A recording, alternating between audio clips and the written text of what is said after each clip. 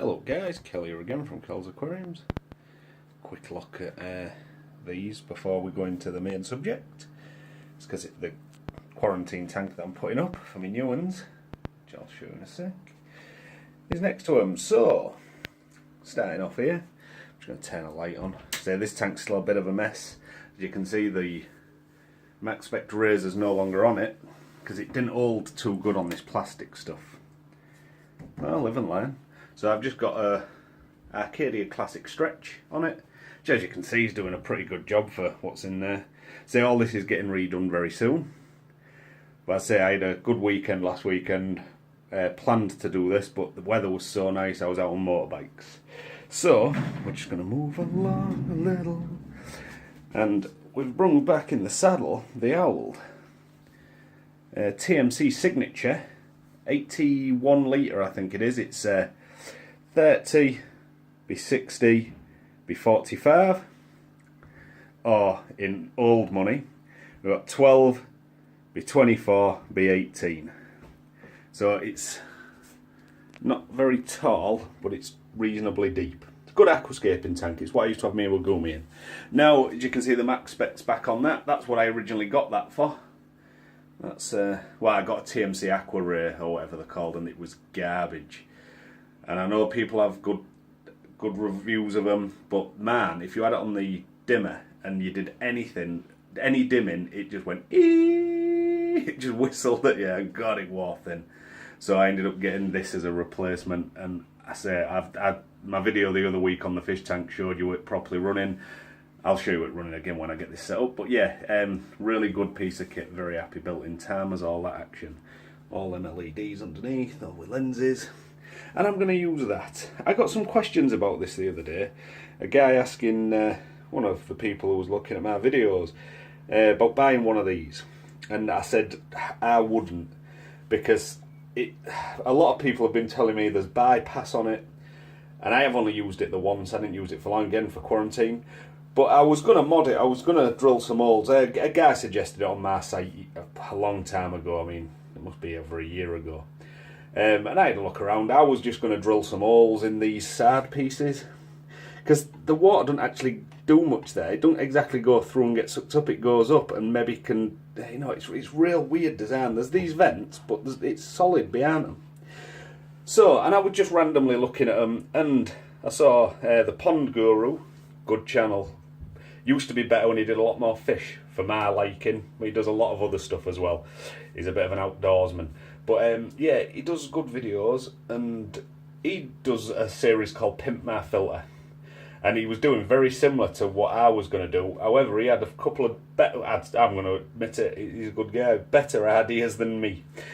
In that he cut some slits in with a Dremel, which I was going to drill at weird angles. So I'll show you that in a sec. But yeah, I'll put a link to his video on a full customization of this.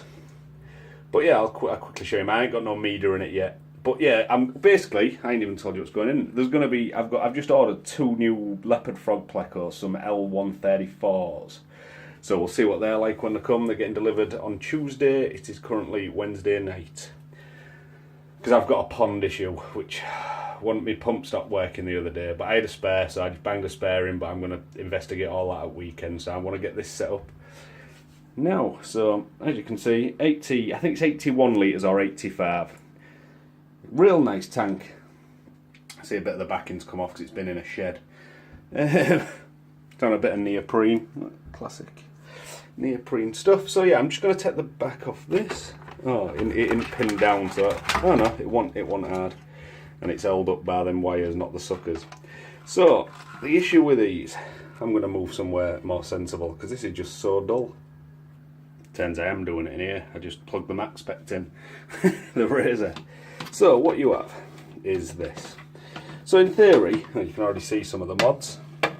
I wasn't even going to drill that deep on there. Say most of the work I was going to do was in these, but it makes sense what Richard from Pond Guru, well, the Pond Guru said, that it's going to suck in from there, because it's meant to go in through these holes at the back. But if you think they're solid, I'll show you in a sec.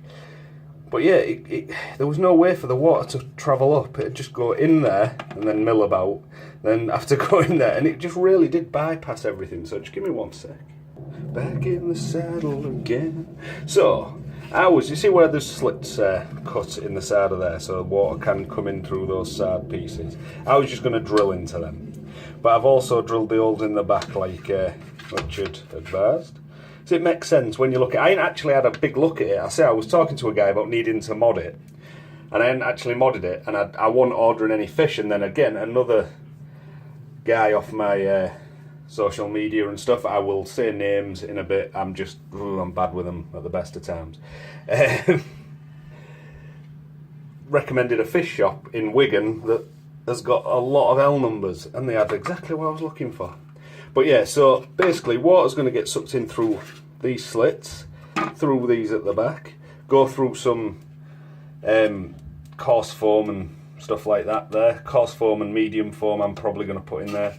Then it's going to come up, now it can, I've drilled all these holes, and actually travel up through my biological media, which is going to be matrix, biome, whichever one is at the top of my sump. And then it's going to come through here into the, so it goes through this little, it's hard to do one-handed, I do apologise. Then it's going to go through another little basket of media through them holes, and then into the return and come back out. Do like some things about this. You can have it so it's coming out of there, or if you twist that, you can have double spray bars, which I tend to do in this tank because you get it going that way and that way. But yeah, so I've had a mess about with that. So there is going to be 2 new L134s coming into this tank. So I'm just going to leave this here for a sec, but it'll be like magic, and it'll have some stuff in next time you see it. So I'll be back in a sec. Hello again guys, Kelly here. So since the last time we spoke, which was probably only a couple of minutes ago for you, I have changed these baskets. So this basket for the quarantine tank is Cerasiporax to catch some muck and be good biological because it's really good scented glass. Then a coarse sponge on the top, loads of Substrat Pro, and then another course, and then in here we have the finer sponge that comes with it. So that's all I'm doing in there. As you can see, we have water after a fashion. I'm still to deal with things. I've got a little pump for circulation because they're plecos and they like a bit of that. But I'll be back in a sec. So we're back in the saddle. So little tank, well, littleish tank, 80 odd litres. Just going to be a temporary home for my new L134s, and as you can see, I've just done a tiny bit of decorating. I've literally just slung stuff in. I've done nothing. I've basically put 2 caves in, and other than that, I've just put loads of fake plants in. As you can see, it's a bit jungly, so they can't see each other just in case they're a bit leery. They're only young, so I don't think they'll be very territorial. Got a little pump in at the back to give a bit more flow. That thing's modded, as shown earlier, and all the media's in and running. I've put like an algae wafer in just to dirty the water up a bit, and then I'm just going to leave that in. I'll do a big water change and clean it before they come.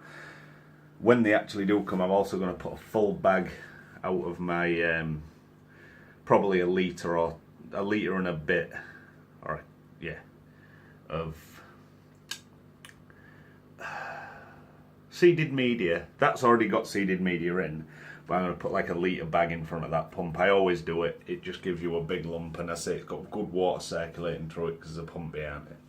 I always do it. So there's a little grass thing there. I've got a full box of them. My brother got given all this by a guy in the local shop. Don't know why. I think he just wanted rid of it. So yeah, as you can see, got electrics there. Just again temporary. It's just raised up a bit in case this all throws its hand in. In fact, well, there's loads of that little grass stuff. And I've got my lid, which I've showed on old videos. It's one of them net ones. It just goes over the top. It's got cutouts and stuff for the light. Because, funnily enough, it used to be on this tank when it was my better tank, and an Iwagumi tank, and I used to have it like full to the actual lid when it was Iwagumi. You know, so it looked real cool. Fat head. Look at that fat-headed langer there. Oh, I love these two now. Now they're up here. It's. I know a lot of people don't like keeping goldfish and stuff because, you know, they get into other stuff. But I say I've got me community tank downstairs and I do love it. But these two, you know, when you're in, this is me office stroke pit. I get to see them a lot, and they are just a more personable fish than most of the others. I can imagine, like, if you've got big Oscars or something, or, you know, anything like that, it's very similar. But yeah, they come to you, they'll feed out your hand and all sorts, these two. I'm going to get one more when I actually do this tank. I'm going to get new plants, going to get all the, loads of Java fern, I think, and and big Anubias like that, and a few more rocks, build it up a bit. I say this is just a temporary measure. But yeah, back to the job in hand. So that's the quarantine. I really wish I hadn't put it here. There's a real good chance that when the quarantine's done, that's going to become a real tank again. Don't want more tanks, but it's in a good spot. It's where I used to have it back in the day. I used to have a dual Lido there, so it took up sort of that, and then I used to have this one sort of just down here. I've just supported it a bit with a bit of a bar, because obviously, as you can see where the tank is, I mean, it's not going to move because, I mean, that's thick kitchen top, and it's secured under there and round the back. But I just thought, I've got one of them big, like, extendable, oh, come on, don't mess about, one of these extendable bars. Sorry about the quality of this, very poor. But yeah, you just sort of screw the bottom down and it does it. But this one doesn't go far enough because it's for my desk, really, when I used to have a tank on there. But yeah, so a bit of action. And as you may have been seeing, there's a big Flash Gordon poster there, because why wouldn't you? Bit of Warriors over that side, because it's my pit. I got a bit of the Pork Chop Express over there, I got a bit of Jack Burton, and I got a bit of the Comedian over here. So, you know, you've got to do it right. If you're building a pit, it's a little office. So yeah, that's the tank. Can't wait to get the fish in.